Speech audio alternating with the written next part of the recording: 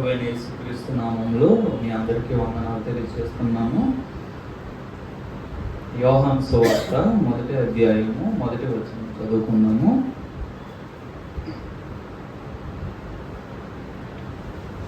ఆదియందు వాక్యముండెను, వాక్యము దేవుని యొద్ద ఉండెను, వాక్యము దేవుడై ఉండెను. ఆయన ఆదియందు దేవుని యొద్ద ఉండెను, సమస్తమును ఆయన మూలముగా కలిగి ఉన్నదేదియు ఆయన లేకుండా కలగలేదు. ఆది అనే ఒక కాలం ఉంది. ఆ కాలంలో వాక్యము దేవుని దగ్గర ఉంది. అంటే ఆ కాలానికి ముందు వాక్యము దేవుని దగ్గర లేదు, వాక్యము దేవునిలో ఉంది. అందుకనే లేఖనం ఏమంటుందంటే, యేసు ప్రభువారు ఆది అంతము తానే ఉన్నారు. ఆయనే ప్రారంభము, ఆయనే అన్నింటికి అంతము. He is the beginning and he is the end. దేవుని వాక్యమై ఉన్న దేవుడు సమస్తాన్ని ఆయనే కలుగు చేశారంట. ఆయన మూలముగానే సమస్తము కలిగిందని చెప్తుంది.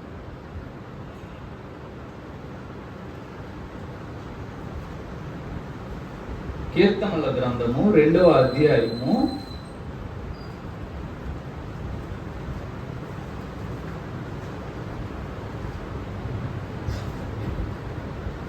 7వ వచనము. కీర్తనల గ్రంథము 2వ అధ్యాయము 7వ వచనం. కట్టడను నేను వివరించెదను, యెహోవా నాకెలాగూ సెలవిచ్చెను. నీవు నా కుమారుడవు, నేడు నిన్ను కని ఉన్నాను. తండ్రి అయిన దేవుడు కుమారుడైన యేసు ప్రభువారితో చెప్తున్న మాట, నీవు నా కుమారుడువు, నేడు నేను నిన్ను కని ఉన్నాను.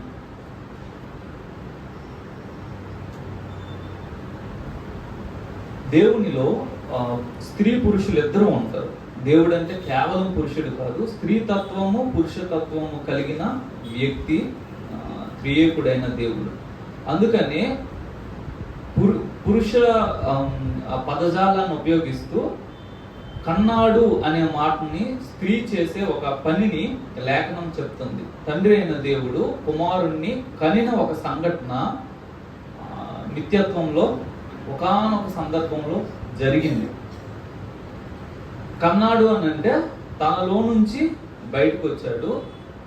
ఎప్పుడు కూడా తన నుంచి బయటే ఉంటాడు. కుమారుడైన దేవుడు తండ్రిలో నుండి బయటకు వచ్చారు. తండ్రికి సపరేటెడ్గా, లేదంటే తండ్రి నుంచి వేరుగా తాను నిత్యత్వం అంతా ఉండే వ్యక్తి ఉన్నారు. కొలస్సీలకు రాసిన పత్రికలో 1:15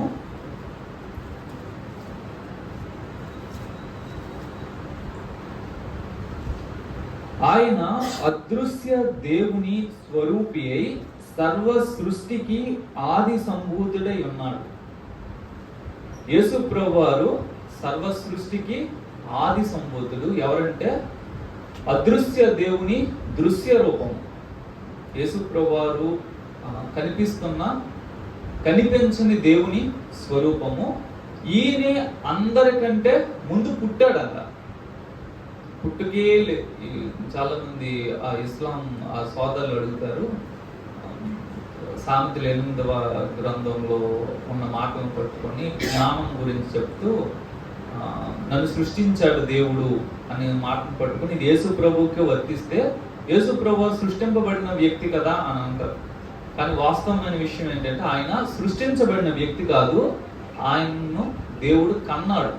అదే స్వభావము, దేవుని స్వభావము, దేవుని లక్షణాలను కలిగిన వ్యక్తిగా యేసు ప్రభువారు దేవుని నుంచి బయట వచ్చారు. ఆయనే అన్నింటికి ఫస్ట్ పుట్టిన వ్యక్తి అంటారు. మనం అందరము పుట్టిన వాళ్ళము. యేసు ప్రభువారు కూడా పుట్టారు. ఆ పుట్టిన వ్యక్తి మొదట వాక్యముగా ఉన్నారు. ఆ వాక్యమై ఉన్న వ్యక్తి దేవునిగా ఉన్నారు. ఆ వాక్యము ద్వారా అన్నీ కలిగినది ఏదైతే కలిగిందో అదంతా కూడా ఆయన మూలముగా కలిగింది అని లేఖనము చెప్తుంది. హెబ్రీయులకు రాసిన పత్రిక 2వ అధ్యాయము 10వ వచనం.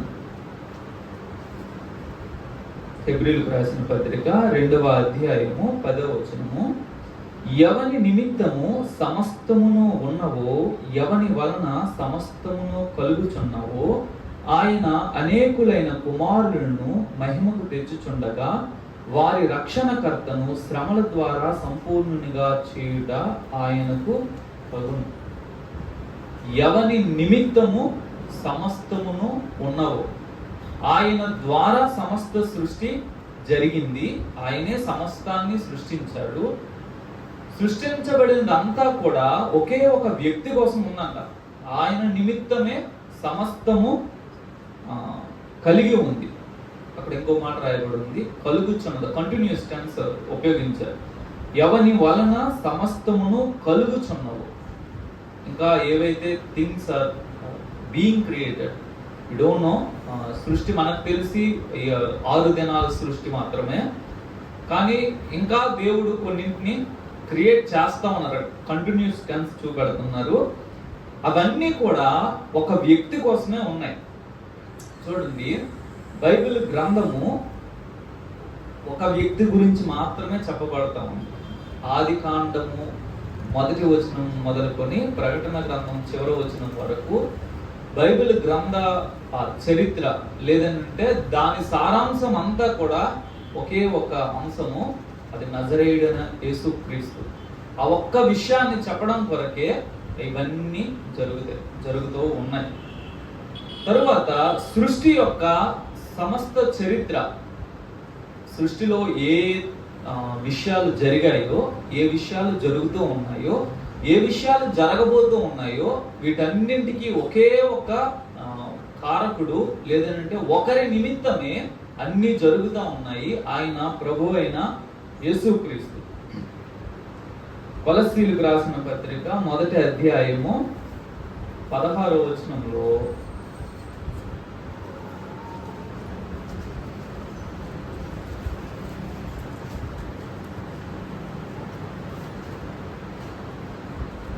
అనగా ఆకాశమందున్నవియు భూమి అందున్నవియు దృశ్యమైనవి గాని అదృశ్యమైనవి గాని అవి సింహాసనములైనను ప్రభుత్వములైనను ప్రధానులైనను అధికారములైనను సర్వమును ఆయన యందు సృజించబడెను. సర్వమును ఆయన ద్వారాను ఆయనను బట్టి సృజించబడెను. ఏవైతే ఉన్నాయో అవన్నీ ఆయన ద్వారా కలిగాయి, ఆయన మూలముగా కలిగాయి, ఆయన కొరకు కలిగాయి. ఉన్నవన్నీ కూడా దేవుని కుమారుని కొరకు కలిగాయి. ఈ కుమారుడు దేవుడు కనిన ఏకైక కుమారుడు. ఇంకొక కుమారుడు దేవునికి లేదు. ఉన్నది ఒకే ఒక కుమారుడు. ఆ ఒక్క కుమారుని కొరకే సమస్త సృష్టిని దేవుడు చేశాడు. ఆ ఒక్క కుమారుని ద్వారానే సమస్త సృష్టిని ఆయన చేశాడు. యేసు ప్రభు వారు ఈ సృష్టిని తండ్రి అయిన దేవుడు జరిగిస్తున్నప్పుడు సృష్టిలో రాబోతున్న సమస్యలను ముందుగా ఎరిగిన వాడు. అంటే నేను వేరే బుక్స్ లో చదివి చెప్తాను, నా సొంత మాటలు కాదు. భవిష్యత్ కాలంలో ఏ ఏ సమస్యలు రాబోతున్నాయో దేవుడు సృష్టిని ప్రారంభించడానికి ముందే ఎరిగిన వాడే సృష్టిని చేయడానికి పూనుకున్నప్పుడు ఈ సమస్యలకు పరిష్కారం ఏంటి అని అంటే, కుమారుడైన దేవుడు తండ్రి పక్కన నిలబడి, తండ్రి నేనే పరిష్కారము చూపెడతాను, ఈ సమస్యలన్నీ వస్తాయి కదా, ఈ సమస్యలకి పరిష్కారము నేను చూపెడతాను, నేనే పరిష్కారం అవుతాను అని.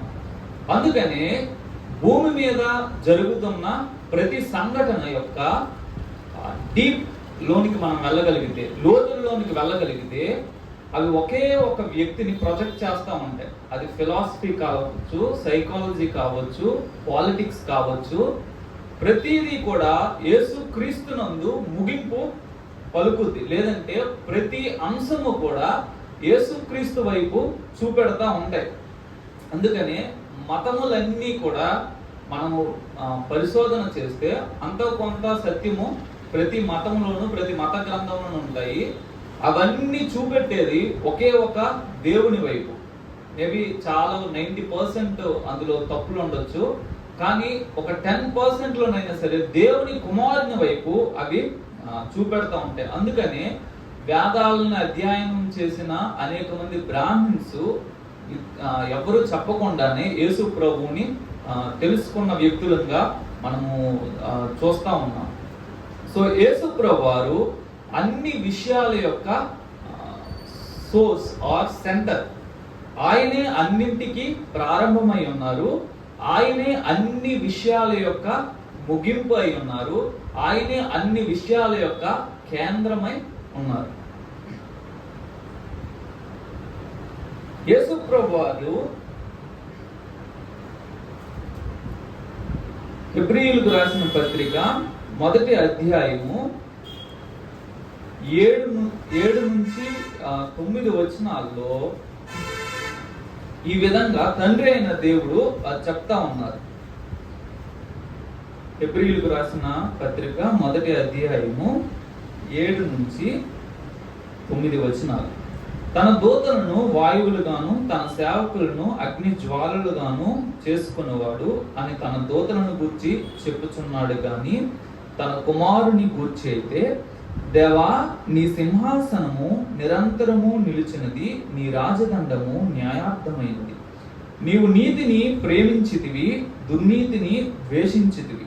అందుచేత దేవుడు నీ తోడు వారి కంటే నిన్ను హెచ్చించినట్లుగా ఆనంద తైలముతో అభిషేకించును. ఎవరైతే త్రిత్వాన్ని నమ్మరో వాళ్ళు అడిగేది ఏంటంటే, యేసు ప్రభు వారు దేవుని కుమారుడే కానీ దేవునితో సమానుడు కాదు అని ఆర్గ్యూ చేస్తారు. సో లేఖనం ఏమంటుందంటే, తండ్రి అయిన దేవుడు కుమారుణ్ణి పిలుస్తా అంటున్నారు. దేవా నీ సింహాసనము నిరంతరము నిలిచినది. కుమారుణ్ణి పట్టుకుని దేవుడు అంటున్న మాట దేవా అనే మాటను ఆయన ఉపయోగిస్తున్నారు. ఎందుకు యేసు ప్రభు వారిని అంతగా దేవుడు హెచ్చించారు అని అంటే, యేసు ప్రభు వారు చేసిన ఒక పని, అది ఈ భూమి మీద ఆయన చేసిన పని కాదు. ఆయన బహుశా భూమి మీద చేశారు, కానీ భూమి మీదకి రావడానికి ముందు నిత్యత్వంలో ఆయన చేసిన ఒక పనిని ఏంటంటే, ఆయన నీతిని ప్రేమించారంట, దుర్నీతిని ద్వేషించారంట. గతించిన నిత్యత్వంలో, గతించిన కాలంలో యేసు ప్రభు వారు చేసిన ఒక పని, నీతిని ప్రేమించారు, దుర్నీతిని ద్వేషించారు. ఆ ఒక కారణాన్ని బట్టి దేవుడంట మిగతా వారందరికంటే హెచ్చించాలి అని అనుకున్నారు. ఫిలిప్పీలకు రాసిన పత్రిక 2వ అధ్యాయము 9 నుంచి 7 నుంచి 6 నుంచి 10 వచనాలను మనం చూడగలిగితే, 11 వచనాలు అక్కడ చెప్తున్న ఒక మాట, దేవునితో సమానముగా ఉండుట విడిచిపెట్టకూడని భాగ్యమని యేసు ప్రభు వారు ఎంచుకోలేదు. మనుష్యుల పోలికగా పుట్టారు, అందులో దాసుని స్వరూపాన్ని ధరించుకున్నారు, తనను తానే రిక్తునిగా చేసుకున్నారు. ఆకారమందు మనుష్యుడిగా కనబడి మరణము పొందినంతగా, అనగా శిలువ మరణము పొందినంతగా విధేయత చూపిన వాడై తన్ను తాను తగ్గించుకుని. యేసు ప్రభు వారు ఎందుకు హెచ్చింపబడ్డారు అనే మాటకి అపోస్తలుడైన పౌలు గారు చెప్తున్న మాట, ఆయన దేవునితో ఉండడము ఇది విడిచిపెట్టకూడని భాగ్యమని ఎంచుకోలేదా. యేసు ప్రభు వారు భూమి మీదకి రావడము మనకి మామూలుగా మనల్ని ప్రేమించి తన ప్రేమను వ్యక్తపరిచారని మనము చూస్తాం, కానీ it is very highly costly thing for Jesus. ఎందుకనంటే ఆయన నిత్యత్వం మొదలుకొని నిత్యత్వం వరకు దేవునితో సమానునిగా ఉన్నారు, దేవునితో సమాన అధికారము సమాన తత్వము కలిగిన వాడై ఉండి దానిని విడిచిపెట్టి రిక్తుడు అనే మాటను మనం చూస్తాం. రిక్తుడు అని అంటే ఏమీ లేనివాడు, తనను తాను రిక్తునిగా చేసుకున్నాను. నేను నమ్మేది ఏంటంటే, చాలా మంది ఇది నమ్ముతారు ఏంటంటే, యేసు ప్రభు వారు భూమి మీద బ్రతికినప్పుడు he is completely man and completely human, god and completely man అంటారు. నేను నమ్మేది ఏంటంటే, is completely man, is no more god. In what sense? ఏ విధంగానంటే దేవుడు అనేవాడు అన్ని చోట్ల ఉన్న వ్యక్తి, దేవుడు అనే వ్యక్తి అన్ని చేయగలిగిన వ్యక్తి, దేవుడు అనే వ్యక్తి అన్ని ఎరిగిన వ్యక్తి. అయితే యేసు ప్రభు వారు ఈ లోకంలో మానవునిగా ఉన్నప్పుడు ఆయన ఒక స్థలానికి పరిమితం అయ్యారు. ఆయన కొంతమేర మాత్రమే కొన్ని విషయాలు నాకు తెలియదు అని అన్నారు. నా తండ్రికి తప్పితే నాకు కూడా తెలియదు అని అన్నారు. ఆయన తండ్రి చిత్తానికి లోబడి ఇష్టానుసారంగా ఏమీ చేయలేదు. యేసు ప్రభు వారు ఈ లోకంలో బ్రతికినప్పుడు ఏవైతే డివైన్ క్వాలిటీస్ అని అంటున్నామో అందులో తనను తాను రిక్తునిగా చేసుకుని ఏవైతే ఇవి కలిగి ఉన్నప్పటికీ కూడా దేవుడు అని అనలేమో ఆ వాటిని ఆయన కలిగి ఉన్నారు. అంటే ఈజ్ ఫుల్లీ విత్ లవ్. ఆయనే ప్రేమై ఉన్నారు, ఆయనే సత్యమై ఉన్నారు, కృపా సత్య సంపూర్ణునిగా వచ్చారనమాట. కృపా సత్యము ఆయన పూర్తిగా ఉంది కాబట్టి ఆయన దేవుడని లోకము అంగీకరించదు. సో నేను నమ్మేది ఏంటంటే ఏవైతే దైవిక లక్షణాలు అని లోకము అంటుందో వాటన్నిటినీ ఆయన వదులుకొని ఏవి ఉంటే శిలువ యజ్ఞానికి ఆటంకం కాదో అటువంటి దైవిక లక్షణాలనైనా కలిగి ఉన్నారు. దేవుని ప్రేమ, దేవుని వ్యక్తిత్వం, న్యాయాన్ని ప్రేమించడము, నీతిని ప్రేమించడము. యేసు ప్రభు వారు తనను తాను రిక్తునిగా చేసుకుని ఈ లోకంలోనికి వచ్చారు. మన కొరకు ఆయన సిలువలో పెట్టిన ప్రాణము కంటే కూడా ముందు ఆయన నిత్యత్వములో తండ్రి అయిన దేవుని నుంచి ఎడబాటు, లేదంటే తండ్రి అయిన దేవునితో సమానముగా ఉన్న ఆ స్థితిని వదులుకొని ఈ లోకంలోనికి అడుగు పెట్టడానికి ఇష్టపడతారు, అడుగు పెట్టారు. అది చాలా గొప్ప విషయము. దాని కొరకు యేసు ప్రభు వారు చాలా గొప్ప మూల్యాన్ని చెల్లించారు. 8వ వచనంలో ఆయన ఆకారమందు మనుష్యుడుగా కనబడ్డారు, మరణము పొందినంతగా అనగా శిలువ మరణము పొందినంతగా విధేయత చూపిన వాడై తన్ను తాను తగ్గించుకున్నారు. యేసు ప్రభు వారిని ఎవరు తగ్గించలేదు, ఆయన తనను తానే తగ్గించుకున్నారు. అందుచేత పరలోకమందున్న వారిలో కానీ, భూమి మీద ఉన్న వారిలో కానీ, భూమి క్రింద ఉన్న వారిలో కానీ ప్రతి వాని మోకాలును యేసు నామమున వంగునట్లును, ప్రతి వాని నాలుకయు తండ్రి అయిన దేవుని మహిమార్థమై యేసుక్రీస్తు ప్రభు అని ఒప్పుకొనున్నట్లును దేవుడు ఆయనను అధికముగా హెచ్చించి ప్రతి నామమునకు పైనామమును ఆయనకు అనుగ్రహించి ఉన్నారు. అనుగ్రహించారు. యేసు ప్రభు వారు తనను తాను అంతగా తగ్గించుకున్న కారణాన్ని బట్టి ప్రతి మోకాళ్ళు వంగాలి, ఈ ప్రభువు దగ్గర వంగాలి, ఈయన్ని ప్రభు అని ఒప్పుకోవాలి అని తండ్రి అయిన దేవుడు నిర్ణయించారంట. అంతేకాదు హెబ్రీయులకు రాసిన పత్రిక 1వ అధ్యాయము 6వ వచనము. హెబ్రీయులకు రాసిన పత్రిక 1వ అధ్యాయము 6వ వచనము. మరియు ఆయన భూలోకమునకు ఆది సంభూతిని మరలా రప్పించినప్పుడు దేవుని దూతలందరూ ఆయనకు నమస్కారము చేయవలనని చెప్పుచున్నాడు. తండ్రి అయిన దేవుడు ఎప్పుడైతే యేసు ప్రభు వారిని 2వ రాకడలో తీసుకొని యేసు ప్రభు వారిని లోకంలోనికి పంపిస్తున్నారో అప్పుడంతా దూతలందరికీ ఆయన ఆజ్ఞాపిస్తున్న విషయం ఏంటంటే మీరందరూ ఆ కుమారునికి నమస్కారం చెయ్యాలి. ఎందుకు అని అంటే కొంతమంది నమస్కారం చేయట్లేదు. యేసు ప్రభు వారికి దేవుడు సృష్టించిన దూతల్లో కొంతమంది నమస్కారము చేయలేదు. విషయం ఏంటంటే యేసు ప్రభు వారు బీయింగ్ గాడ్, ఆయన దేవుడై ఉండి ఇక్కడ నీ తోడివారు అని 9వ వచనంలో చెప్తున్నారు కదా, నీ చెలికాలు కంటే కూడా నేను కీర్తనలో ఉంటుంది నీ చెలికాలు. సో యేసు ప్రభు వారు నిత్యత్వంలో ఉన్నప్పుడు దూతలతో పాటు తనను తాను ఈక్వల్ చేసుకొని వాళ్ళ మధ్య సంచరిస్తూ ఉండేవారు. అందుకని ఎప్పుడు చూసిన ఫెమిలియర్ ఫేసే ఈ ఫేస్ కి మనము ఈరోజు దేవుడేమో నమస్కారం పెట్టమంటున్నాడు. మాలో ఒకడే కదా, ఈయనకి మేము నమస్కారం చేసేది ఏంటని కొంతమంది చేయట్లేదు. అయితే దేవుడు ఎక్స్ప్లెయిన్ చేశారు, బాబు మీరు అనుకుంటున్నట్టుగా ఈయన మీలో ఒకనిగా సంచరిస్తున్నప్పటికీ కూడా ఈయన మీలో ఒకడు కాదు. Is divine being. ఆయన సృష్టింపబడని వ్యక్తి. ఆయన నాలో సగభాగమై ఉన్న వ్యక్తి, నాలో భాగమైన వ్యక్తి. కాబట్టి మీరు ఆయన నమస్కారం చేయాలని అంటే అందులో కొంతమంది కన్విన్స్ అయ్యారు, కొంతమంది కన్విన్స్ కాలేదు. దేవుడు అప్పటిదాకా అంటే ఈ కాలం వరకు కూడా వాళ్ళ ఇష్టానికి వాళ్ళు సరే వాళ్ళని ఫోర్స్ చేయడం ఎందుకు అని విడిచిపెట్టారు. ఇప్పుడైతే యేసు ప్రభువు వారు ఇంత త్యాగం చేసి, ఆయన ఇంత బలియాగం చేసి, ఆయన ఇన్ని శ్రమలు పొందిన తరువాత, మరణాన్ని గెలిచి లేచిన తర్వాత దేవుడు దూతలకి ఆజ్ఞాపిస్తున్నారనంట, మీరు నా కొడుక్కి నమస్కారం చేయాలి.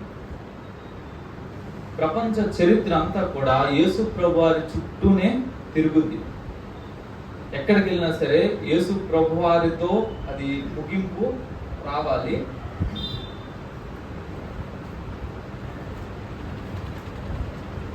కొలస్సీలకు రాసిన పత్రిక 1వ అధ్యాయము 18వ వచనం. కొలస్సీలకు రాసిన పత్రిక 1వ అధ్యాయము 18వ వచనం. సంఘము అను శరీరమునకు ఆయనే శిరస్సు. ఆయనకు అన్నిటిలో ప్రాముఖ్యము కలుగు నిమిత్తము ఆయన ఆది అయ్యుండి మృతులలో నుండి లేచుట్లో ఆది సంభూతుడు ఆయన. యేసు ప్రభు వారు అన్నిటిలో ఆయనకే ప్రాముఖ్యత రావాలంట. ఆయనకే ప్రాముఖ్యత. ఆ ఒక కారణాన్ని బట్టి ఆయనే ఫస్ట్ పుట్టారు. మృతుల్లో నుండి లేవడంలో కూడా ఈజ్ ద ఫస్ట్. ఆయనే మొదట అయ్యి ఉన్నారనమాట. ఎందుకనంటే అన్నిటిలో ఆయనకు ప్రాముఖ్యత రావాలి. ఆ ఒక్క ఉద్దేశాన్ని కొరకు ఆయన మొదట పుట్టిన వ్యక్తి, మొదట మరణాన్ని గెలిచి పునరుత్థానుడైన వ్యక్తి. దేవుని కుమారునికి ప్రాముఖ్యత రావాలి. అదే తండ్రి అయిన దేవుని యొక్క ఇష్టము, ఉద్దేశం. దేవుని కుమారునికి ప్రాముఖ్యత లేకపోతే దేవుడికి కోపం వస్తుంది. అది ఏదైనా సరే మన జీవితాలు అస్తవ్యస్తంగా అవ్వడానికి, మన జీవితాలు వేదన భరితంతో అవ్వడానికి, మన కుటుంబ జీవితాలు సర్వనాశనం అవ్వడానికి కారణం ఏంటంటే there is no importance for the Son of God. యేసు క్రీస్తుకి ప్రాముఖ్యత లేని కారణాన్ని బట్టి మన కుటుంబాలు విచ్ఛిన్నం అవుతా ఉన్నాయి. మన కుటుంబాల్లో మనము చాలా ఇబ్బందుల్ని చూస్తున్నాం. అన్నిటిలో ఆయనకు ప్రాముఖ్యత రావాలి. క్రైస్తవులంగా డబ్బులు సంపాదించకూడదు, క్రైస్తవులంగా సొంత ఇల్లు అవసరం లేదు, క్రైస్తవులంగా సరైన బట్టలు అవసరం లేదు, పేదోళ్ళుగా కనిపించాలి, ఇట్లాంటి టీచింగ్ హైపర్ క్రిస్టియానిటీ టీచింగ్ వింటూ ఉంటాము. కానీ వాస్తవం ఏంటంటే అది కానే కాదు.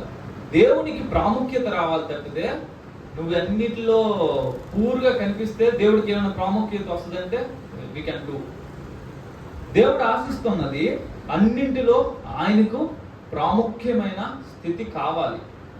ఒకసారి మన కుటుంబాలను కానీ మన వ్యక్తిగత జీవితాలను కానీ మనం ఒకసారి పరిశీలన చేసుకుంటే మన జీవితాలు కొన్ని దగ్గర ఒక పెద్ద రాంగ్ డెసిషన్ చేయడానికి, లేదంటే ఒక తప్పైన కారణాన్ని బట్టి మన జీవితాలు ఎక్కడో డిజాస్టర్స్ చూడడానికి కారణము మనము ఆ నిర్ణయం చేసినప్పుడు క్రీస్తును దృష్టిలో పెట్టుకొని చేయట్లేదు. మనకి అది మంచిది అనిపించింది, వేర్ ప్రొసీడింగ్. మనకి ఇది కరెక్ట్ అనిపించింది, వేర్ ప్రొసీడింగ్. కానీ యేసు ప్రభు వారిని దృష్టిలో పెట్టుకొని ఆ నిర్ణయాన్ని చెయ్యని కారణాన్ని బట్టి మన జీవితాల్లో మనం చాలాసార్లు డిజాస్టర్స్ని, చాలా విధ్వంసకరమైన పరిస్థితులను చూడడము జరుగుతుంది. అయితే దేవుడు ఏం ఆశిస్తున్నాడు అంటే చూడండి, all things working together for the people who love God. దేవుడిని ఎవరైనా ప్రేమిస్తే వాళ్ళ కోసమని అన్ని సమకూడి జరుగుతున్నాయంట. అంటే ఎవరైనా యేసు ప్రభువును ప్రేమిస్తే, ఎవరైనా యేసు ప్రభు వారికి ప్రాముఖ్యతనిస్తే, వాళ్ళు ఎన్ని తప్పులు చేసినా అవన్నీ ఫేవర్గా జరుగుతాయి. కాంట్రాస్ట్గా యేసు ప్రభు వారిని కేంద్రకంగా చేసుకోకుండా ఉద్యోగాలు చేయొచ్చు, యేసు ప్రభు వారిని కేంద్రకంగా చేసుకోకుండా పేరు సంపాదించుకోవచ్చు, ఇల్లులు కట్టుకోవచ్చు, ఆస్తులు సంపాదించుకోవచ్చు. కానీ వాటి అంతము విధ్వంసం, వాటి అంతము నాశనం. ఈ మధ్య కాలంలో సూసైడ్స్ బాగా చాలా దారుణంగా ఉన్నాయి. బెంగళూరులో ఒక IRS ఆఫీసర్ సూసైడ్ చేసుకుని తెచ్చుకోరు. ఆయన చెల్లి వాళ్ళ తల్లిని చంపేసినట్టున్నారు. ఇద్దరు కలిపి ఉరేసుకొని చనిపోయారు. ఒక సినీ ప్రొడ్యూసర్ అనుకుంటా, ఆంధ్ర ఆయన సూసైడ్ చేసుకుని చనిపోయారు. సినీ హీరోయిన్స్, మంచి స్థితిలో ఉన్న వాళ్ళు సూసైడ్ చేసుకొని చచ్చిపోతున్నారు. ఎందుకు అని అంటే వాళ్ళు చేస్తున్న దాంట్లో క్రీస్తు కేంద్రకము కానే కాదు. అందుకనే ఈ లోకం అంటుంది వాళ్ళు సక్సెస్ అయ్యారు, 4 రూపాయలు రాగానే దే ఆర్ సక్సెస్ఫుల్ పీపుల్ అంటుంది. కానీ they are not success because Christ is not there. అది అట్టర్ ఫెయిల్యూర్ అని జస్ట్ టైం విల్ టెల్. కాలం చెప్పుద్ది, అరే వీళ్ళు సక్సెస్ అనుకున్నాం కానీ వీళ్ళేం సక్సెస్ కాదు, ఏదో సంపాదించుకున్నారు అనుకున్నాము, ఏదో పేరు సంపాదించుకున్నారు, గొప్ప వాళ్ళు అనుకున్నాం. కానీ వీరి అంతము ఏం లేదు, నాశనం అయిపోయారు. ఎందుకు నాశనం అయిపోయారు అని అంటే వారి జీవితాల్లో యేసు ప్రభువుకి ప్రాముఖ్యమైన స్థానము లేదు. యేసు ప్రభు వారికి ప్రాముఖ్యమైన స్థానం లేని కారణాన్ని బట్టి జీవితాల్లో చేసిన మంచి నిర్ణయాలు, లేదంటే జీవితాల్లో తీసుకున్న మంచి నిర్ణయాలు పెద్ద డిజాస్టర్స్ గా అనిపిస్తాయి. అందరికీ గొప్ప ఉద్యోగాలు చేయాలని, గొప్ప స్థితిలో ఉండాలని ఉంటది. అయితే యేసు ప్రభు వారు కేంద్రకంగా లేకపోతే, ఆ ఉద్యోగంలో యేసు ప్రభు వారు ప్రాముఖ్యంగా లేకపోతే, ఆ ఉద్యోగం మనకి ఒక శాపగ్రస్తమైన స్థితిగా ఉంటుంది. కాబట్టి మనం ఏం చేయాలంటే జీవితాన్ని అన్నిటిని వదిలే సన్యాసంలో కలిసిపోవాలని నేను అనట్లేదు. We have to do all the things. ఈ ప్రపంచంలో లోకస్తులు చేస్తున్న అన్ని విధాలైన పనులు మనము బ్రతకడానికి చేయొచ్చు. అలా చేస్తున్న క్రమంలో ఒకే ఒకటి మన దృష్టిలో ఉంచుకోవాలి. నేను ఈ పని చేస్తున్నది యేసు ప్రభువుని కేంద్రకంగా చేసుకొని, యేసు ప్రభువు నా సెంటర్లో ఉన్నాను. జాక్ పూన్ అని చెప్పారు ఈ మాట. ఏంటంటే ఈ రోజుల్లో చాలా పెళ్ళిళ్ళు విఫలమవుతున్నాయి. కారణం ఏంటంటే self centred people want to live together.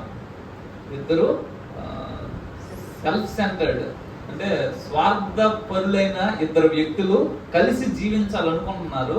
అందుకని కుటుంబాలు విచ్ఛిన్నం అవుతున్నాయి. అయితే ఇద్దరు క్రైస్ట్ సెంటర్డ్ అయినప్పుడు ఆ కుటుంబము నిలబడద్దు. నాకు ఆ వ్యక్తి అంటే ఇష్టం లేదు, బట్ ఫర్ క్రైస్ట్ సేక్, యేసు ప్రభు వారి కోసం ఆ వ్యక్తితో నేను కలిసి ఉంటాను. యేసు ప్రభు వారిని కేంద్రకంగా చేసుకోగలిగితే, యేసు ప్రభు వారికి మనం ప్రాముఖ్యతను ఇవ్వగలిగితే, మన కుటుంబాలలో, మన ఉద్యోగాలలో, మన వ్యాపారాలలో అన్నిటిలో మనం సక్సెస్ని చూడగలుగుతాం. ఒకవేళ యేసు ప్రభు వారికి ప్రాముఖ్యత లేకపోతే అవన్నీ పండ సున్నా. మనకి మిగతావేవి ఎటువంటి ఫలితాన్ని ఇవ్వవు. కాబట్టి మనం తీసుకునే నిర్ణయాలు అన్నిట్లో యేసు ప్రభు వారికి ప్రాముఖ్యత రావాలి. మనం మిగతా వాళ్ళకంటే we are better in some way. ఎట్లా అంటే మనము కుటుంబాల్లో మనం ప్రార్థన చేస్తాం. డేని బిగిన్ చేసేటప్పుడు టుగెదర్ విల్ ప్రే, డేని ఎండ్ చేసేటప్పుడు టుగెదర్ విల్ ప్రే. ఒకరు బర్త్డే అయితే చిన్న గ్యాదరింగ్ అయ్యి విల్ ప్రైజ్ గాడ్. ఒకరి డెత్ డే అయితే గ్యాదర్ అయ్యి మనం దేవుని వాక్యాన్ని ధ్యానిస్తాం, అన్నీ చేస్తాం. ఇట్లన్నిటి ద్వారా జరిగేది ఏంటంటే ప్రతి విషయంలోనూ యేసు ప్రభు వారిని తీసుకొని రాగలుగుతున్నాము. అలా తీసుకొస్తున్న కారణాన్ని బట్టి, యేసు ప్రభు వారికి ప్రాముఖ్యత వస్తున్న కారణాన్ని బట్టి, those things will work together for hour good. ఒకవేళ యేసు ప్రభు కేంద్రకంగా లేకపోతే, యేసు ప్రభు వారిని కేంద్రకంగా చేసుకుని మనం బ్రతకకపోతే, యేసు ప్రభు వారికి ప్రాముఖ్యతను మనం ఇవ్వకపోతే మన జీవితంలోని నాశనాలు మాత్రమే మిగులుతాయి.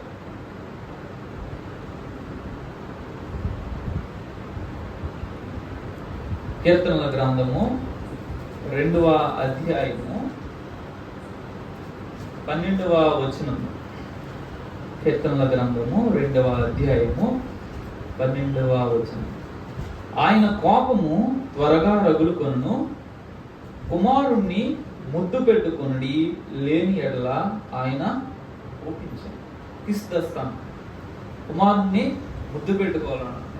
ముద్దు ఎప్పుడు పెట్టుకుంటాం? బాగా ఇష్టమైనప్పుడు కిస్. యేసుని ఎక్కువ ఇష్టపడాలంట. ఎక్కువ ఇష్టపడకపోతే తండ్రి అయిన దేవునికి కోపం వస్తుంది. చూడండి, మనము మన పిల్లల కోసం చాలా చేసిన తర్వాత పిల్లలు దాన్ని ఏమి రికగ్నైజ్ చేయలేదు అనుకోండి, మనకి చాలా కాలుద్ది కదా.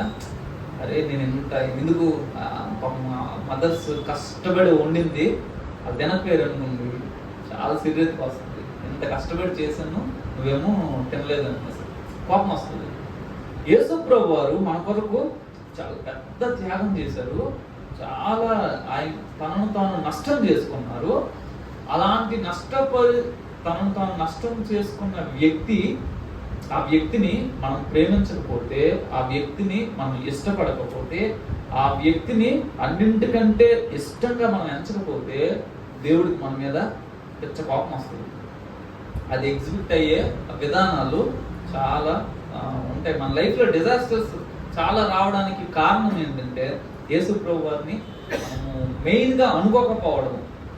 ఏదో క్యాజువల్గా వాళ్ళు హిందూస్, వీళ్ళు ముస్లిమ్స్, నేను క్రిస్టియన్, ఇట్లా జనరల్గా తీసుకున్న కారణాన్ని బట్టి మన జీవితాల్లో వినాశనాలన్నవి సంభవిస్తున్నాయి.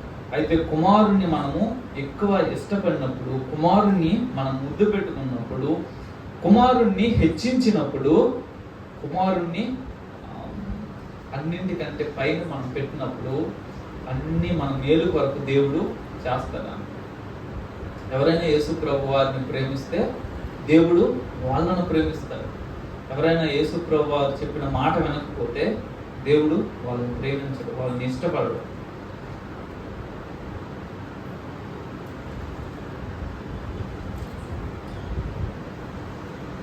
క్రొత్త నిబంధనలో ఎక్కడ కూడా మనం శాపాలను చూడం. పాత నిబంధనలో శాపాలు ఉంటాయి కానీ క్రొత్త నిబంధనలు ఎక్కడ శాపాలు ఉండవు. కానీ ఒక దగ్గర విచిత్రంగా పౌలు గారు రాశారు. కొరింథీయులకు రాసిన మొదటి పత్రిక 16వ అధ్యాయము 22వ వచనం. కొరింథీయులకు రాసిన మొదటి పత్రిక 16వ అధ్యాయము 22వ వచనం. ఎవడైనను ప్రభువును ప్రేమింపకుంటే వాడు శపింపబడును గాక, ప్రభువు వచ్చుచున్నాడు. Strange thing. ఎవరు ప్రేమిస్తారు ప్రభువుని? హిందూస్ ప్రేమిస్తారా? ముస్లిమ్స్ ప్రేమిస్తారు? కాదే. ఎవరు ప్రేమించాలి? క్రైస్తవులు ప్రేమించాలి. బీయింగ్ ఏ క్రిస్టియన్, నేను క్రైస్తవుణ్ణి అని నేను చెప్పుకుంటూ నా జీవితంలో నేను యేసు ప్రభువుని ప్రేమించకపోతే పౌలు గారు అంటున్నారు, శాపగ్రస్తుడు. Loving the lord is not option. నువ్వు క్షేమంగా బ్రతకాలని అంటే నీకు వేరొక ఆధారము లేనే లేదు. The only thing you have to do, you have to love god. నువ్వు దేవుణ్ణి ప్రేమించాలి. దేవుణ్ణి ప్రేమిస్తేనే, యేసు ప్రభువాన్ని నువ్వు ప్రేమిస్తేనే క్షేమంగా ఉండగలుగుతావు, తృప్తిగా ఉండగలుగుతావు. యేసు ప్రభువాన్ని నువ్వు ప్రేమించకపోతే పౌలు గారి మాటల్లో శాపగ్రస్తమైన వ్యక్తివి నువ్వు. అన్నీ ఉన్నాయి అని అనుకోవచ్చు, నేను బాగానే ఉన్నాను కదా అని అనుకోవచ్చు. కానీ నా దినములో, నా జీవితంలో నేను యేసు ప్రభువాన్ని ప్రేమించకపోతే, ఆయన్ని తెలుసుకొని ఆయన నా కొరకు ఇంత త్యాగం చేశారు, ఆయన్ను రక్షకునిగా నేను అంగీకరించి ఆయన దగ్గర పాపక్షమాపణ పొంది ఆయన నేను ప్రేమించట్లేదు. మనం అందరము యేసు ప్రభువుని తెలుసుకున్న కొత్తలో ఒకలాంటి ప్రేమను మనం వ్యక్తం చేస్తూ ఉంటాం. ఏ టైంలో పెడితే ఆ టైంలో దేవునితో మాట్లాడుతూ ఉంటాం, ఎక్కువ బైబిల్ చదువుతూ ఉంటాము. యాజ్ డేస్ పాస్, డేస్ అయ్యే కొద్దీ ఆ ప్రేమ ఎందుకు మరి చల్లారిపోతూ ఉంటుంది. ఒక 10-20 సంవత్సరాల తర్వాత రొటీన్ అయిపోతుంది. ప్రార్థన చేయాలి కదా, ఆ స్వీట్ ఆర్ ఆఫ్ ప్రేయర్ అనేది ఉండదు. ఏదో రొటీన్, ఈరోజు డేస్ బైబిల్ చదవాలి, బైబిల్ చదువుతాం, ఈరోజు డేస్ ప్రార్థన చేయాలి, ప్రార్థన చేస్తాం. కానీ దేవుణ్ణి ప్రేమించి ఆయనతో మాట్లాడిన ఆ మధురమైన సంభాషణ మన జీవితంలో ఒక 10-20 సంవత్సరాల తర్వాత ఉండదు. That is a sign that we are going under curse. అలాంటి పరిస్థితి మన జీవితాల్లో ఉంటే లేఖనం అంటారు, నేను కాదు, నువ్వు యేసు ప్రభు వారిని ప్రేమించడంలో దినదినము వెనకబడుతున్నావు కాబట్టి నువ్వు దినదినము ఇంకొంచెం శాపగ్రస్తునిగా మారుతున్నావు. ఆశీర్వాదాలు ఎందుకు రావు? ఖచ్చితంగా వస్తాయి. ఎప్పుడు వస్తాయి? మనం యేసు ప్రభు వారిని ప్రేమించినప్పుడు. దేవుడు కోరుకునేది మన ఆస్తి అంతస్తులు కాదు. దేవుడు కోరుకునేది నీ హృదయం అంతటితో నువ్వు నన్ను ప్రేమించాలి. చెప్తున్న మాట, ప్రభువు వచ్చుచున్నాడు అనే మాట చెప్తున్నాడు. ప్రభువా రొమ్ము, మూల భాషలో చివరి భాగం ఉంది, ప్రభువా రొమ్ము. ఎవరు ప్రభువా రొమ్ము అని అంటారని అంటే, ఈ జీవితం మీద చాలా విరక్తి చెంది, ఈ లోకం మీద అసహ్యత పుట్టి, ఎంతకాలం ఈ పాడు లోకంలో ఉంటాం ప్రభువా, నీ దగ్గరికి ఎప్పుడు వస్తాను అని ఆ ప్రియుణ్ణి ఎంతో ప్రేమించిన భక్తుడు చేసే ప్రార్థన, ప్రభువా రా ప్రభువా. చాలా మందికి రాకడంటే భయం. నేను ఎత్తపడను, దేవుడు నన్ను వదిలేస్తాడేమో, నేను అంత భక్తిపరుడు నేను కాదు. నేనేమంటానంటే, ఈ లవ్ కలవాలి. దేవుణ్ణి ప్రేమించు, దేవుడు నిన్ను విడిచిపెట్టడు. దేవుణ్ణి ప్రేమించే వ్యక్తుల యొక్క ప్రార్థన, దేవా నువ్వు రా. దేవుని ప్రేమించిన వ్యక్తుల యొక్క ప్రార్థన, ప్రభా నేను ఇంకా సిద్ధపడలేదు, యు వెయిట్ దేర్, కొంచెం గెట్ రెడీ అయ్యేంత వరకు యు వెయిట్ దేర్ అన్న. సో నువ్వు నిజంగా దేవుణ్ణి ప్రేమిస్తున్నావా లేదన్నది యువర్ హార్ట్ విల్ టెల్. నేను ప్రేమిస్తున్నాను కానీ నేను దేవునితో మాట్లాడను. ఎట్లా తెలుస్తుంది దేవుని ప్రేమిస్తున్నాను? నువ్వంటే నాకు చాలా ఇష్టం అని చెప్పి నేనేం మాట్లాడకపోతే హౌ షీ విల్ నో? ఏ విధంగా తెలుస్తుంది తను నేను ప్రేమిస్తున్నట్టుగా? ఎక్స్ప్రెస్ చేయాలి కదా. Love should be communicated. అది చెప్పబడాలి, వ్యక్తపరచబడాలి, లేకపోతే అది అన్నటికీ తెలియదు. యేసు ప్రభువుని నేను ప్రేమిస్తున్నాను అని నేను చెప్పొచ్చు, అని బైబిల్ అంటుంది, ప్రియుడా మాటతోనూ నాలుగుతోనూ కాక క్రియతోనూ సత్యముతోనూ ప్రేమించము. దేవుణ్ణి ప్రేమించేటప్పుడు it must be come from actions. మనం చేసే పనులు చెప్పాలి, ఈ కుర్రాడు దేవుణ్ణి ప్రేమిస్తున్నాడు. మనం చేసే పనులు కానీ మనం చెప్పే మాటకి కాంట్రాస్ట్గా ఉంటే something is wrong with us. శాపగ్రస్తమైన స్థితి నుంచి ఒక మంచి స్థితిలో ఉండాలని అంటే దేవుణ్ణి మనము ప్రేమించాలి, యేసు ప్రభువుని ప్రేమించాలి. చూడండి, మనం యేసు ప్రభువుని ప్రేమించకపోవడము నిజంగా అది అన్యాయము, చాలా దారుణమైన విషయం. నా కొరకు రూపాయి ఖర్చు పెట్టిన వ్యక్తిని నేను జ్ఞాపకం చేసుకుంటాను, వాళ్ళకి కృతజ్ఞులై ఉంటాను. నా కొరకు నేను యాక్సిడెంట్ అయినప్పుడు, లేదంటే నేను ప్రమాదంలో ఉన్నప్పుడు నా కొరకు ఎక్కువ మొత్తంలో ఖర్చు పెట్టిన వ్యక్తికి జీవితాంతం రుణపడి ఉంటాము. వాళ్ళకి ఏ అవసరమైనా సరే నేను వెళ్ళాలి, నేను చెయ్యాలి అని అనుకుంటాం. మరి మన కొరకు అంత ఘోరమైన శిక్షను ఆయన భరించి మన నిత్య నాశనం నుంచి బయటికి కష్టపడి లాగితే, మనం మాత్రం మన జీవితంలో దేవుణ్ణి ప్రేమించకపోతే అది అంత ఘోరమైన విషయం. అందుకని చూడండి, మన జీవితంలో దేవుణ్ణి ప్రేమించి ఆయనకు అనుకూలమైన నిర్ణయాలను చేయాలి. దేవుణ్ణి ప్రేమించి ఆయనకు అనుగుణంగా మన దినాన్ని ప్రారంభించాలి. దేవుణ్ణి ప్రేమించి మిగతా అన్ని పనులు చేయాలి. ఒకవేళ దేవుణ్ణి మనం ప్రేమించకపోతే, యేసు ప్రభువుని ప్రేమించకపోతే, మన జీవితంలో సోకాల్డ్ ఆశీర్వాదం అంతా శాపం. దేవుణ్ణి ప్రేమిస్తే ఎన్ని కష్టాలు వచ్చినా సరే, ఎన్ని వేదనలు, ఎన్ని శ్రమలైనా సరే అవన్నీ మనకి దీవెనకరములు. చివరగా రోమీయులకు రాసిన పత్రిక 14వ అధ్యాయము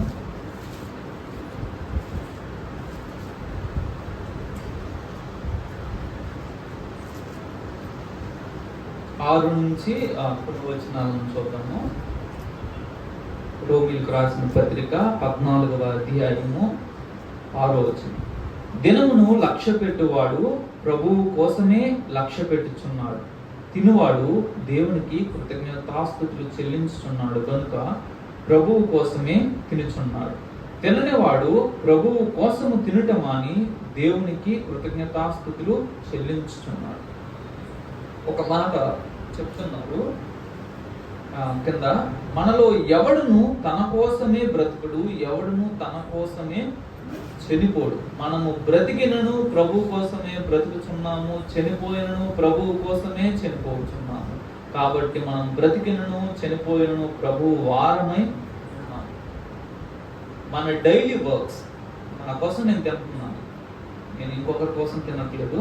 కానీ లేఖనం ఏమంటుందంటే, if you are giving thanks to God and eating, you are not eating for yourself, you are eating for God. మంచిగా బిర్యానీ చేసుకొని తినాలి, అది God is expecting. ఎందుకంటే తింటుందా నీ కోసం కాదు. ఎవరి కోసం తింటున్నావు? ప్రభు కోసం. మంచి ఇంట్లో మనం నివసించాలి. ఎందుకు? నా కోసం కాదు, ప్రభు కోసం నేను మంచిగా నేను బ్రతకాలి, హ్యాపీ లైఫ్ నేను లీడ్ చేయాలి. ఎందుకు? నా కోసం కాదు, ప్రభు కోసం. అన్నింటికి ప్రభు కోసమే నేను ఇది చేస్తానంటే there is nothing wrong with anything. డబ్బులు కూడబెట్టడంలోనూ తప్పు లేదు, ఆస్తులు కూడబెట్టడంలోనూ తప్పు లేదు, మంచి పేరు సంపాదించడంలోనూ తప్పు లేదు. నాకు మంచి పేరు వచ్చింది, దాని ద్వారా దేవునికి మహిమ వస్తుంది అంటే I can get the good name, I can strive for the good name. నేను ఒక మంచి స్థానంలో ఉంటే నేను చెప్పే మాట ఆ పై స్థాయిలో ఉన్న వ్యక్తులు లక్ష్య పెడతారని అంటే ఆ ఒక్క విషయం కొరకు నేను పై స్థాయికి వెళ్ళడానికి ప్రాకులాడచ్చు.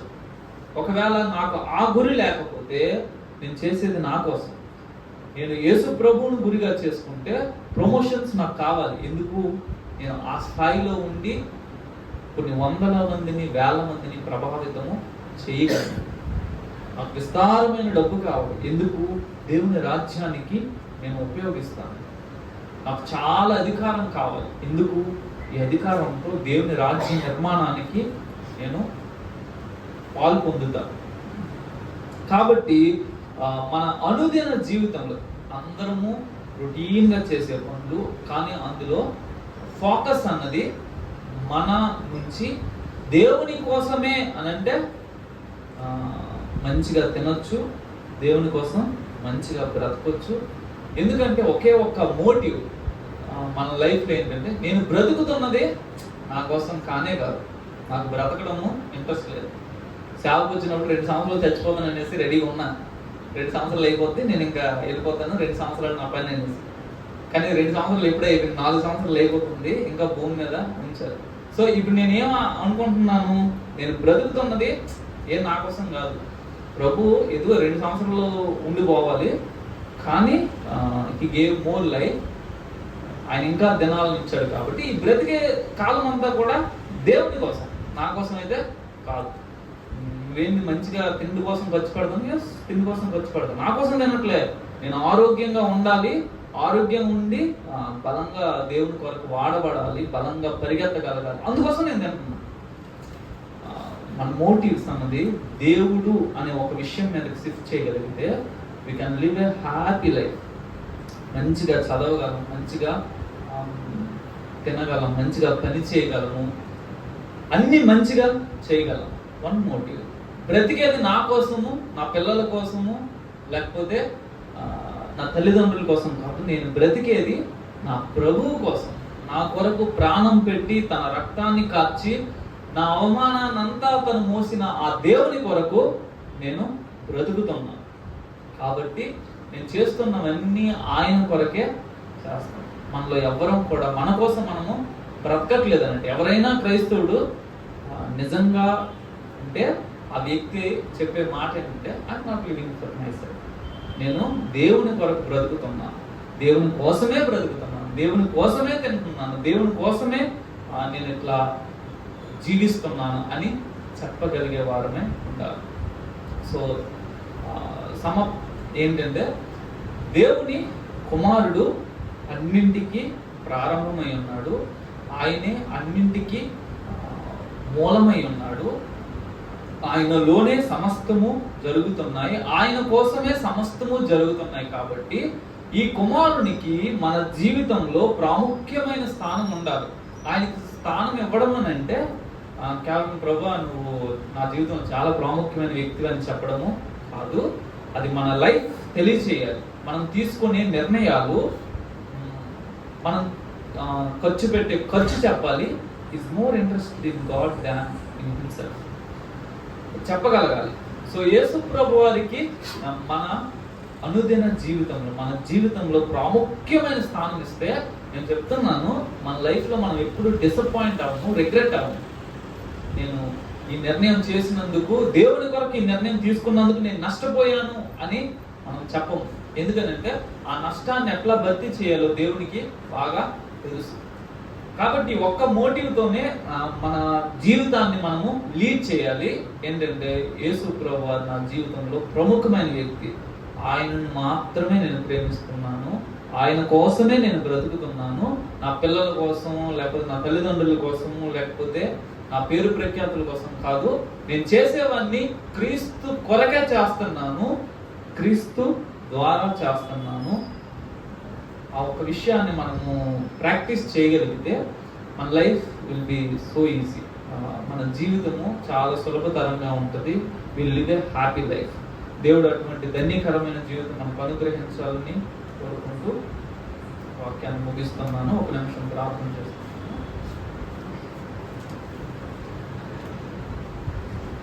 జీవము కలిగిన పరిశుద్ధ తండ్రి, మీకు స్తోత్రాలు చెల్లిస్తున్నాము.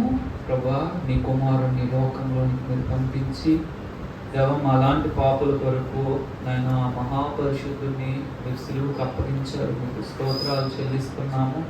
ప్రభా, ఆయన్ని ప్రేమించలేని దుష్ట హృదయాలు మాలో ఎవ్వరికి ఉండకుండా మాకు సహాయం దయచేయండి. ప్రభా, నీ కుమారుణ్ణి మేము ప్రేమించడానికి, ఆయనకు ఎక్కువ ప్రాధాన్యత ఇవ్వడానికి, ఆయన్ని ఎక్కువగా హెచ్చించడానికి మాకు సహాయం దయచేయండి. ప్రభా, మా అనుదిన జీవితాలలో ప్రభా ఆయనను మాత్రమే కేంద్రకంగా చేసుకుని బ్రతకడానికి సహాయం దయచేయండి. మీరు కృప చూపించండి ఆయన. మీకు స్తోత్రాలు చెల్లిస్తూ మీ కృపకు అప్పగించుకుంటూ ఈ వాక్యాన్ని మా హృదయాలు ఫలింప చేయడం యేసు నామమున ప్రార్థన చేస్తున్నాము తండ్రి.